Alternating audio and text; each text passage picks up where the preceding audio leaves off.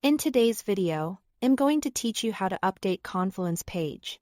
Whether you are polishing a paragraph, dropping in a new image, or collaborating with teammates in real time, I'll walk you through the essentials so you can make clear, confident updates without missing a beat.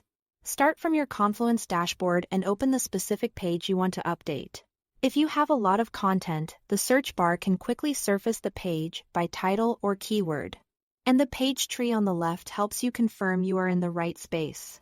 Make sure you are opening the correct page version, especially if a draft already exists, and confirm you have edit permissions before proceeding.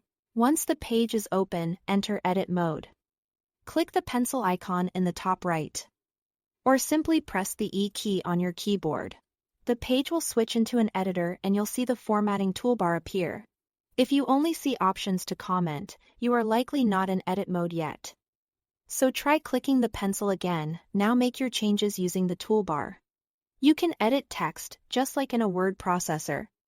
Apply headings for structure, adjust font emphasis for clarity, and keep paragraphs concise. To add images, drag and drop a file directly into the page or use the insert menu. Then resize and align it so it complements the text. If your content is better organized in rows and columns, insert a table and add or remove columns as needed. For richer functionality, explore macros from the insert menu. Macros can display expandable sections, status labels, page properties, and more, helping you present information cleanly without overwhelming the reader. As you edit, keep accessibility in mind with descriptive alt text for images and clear.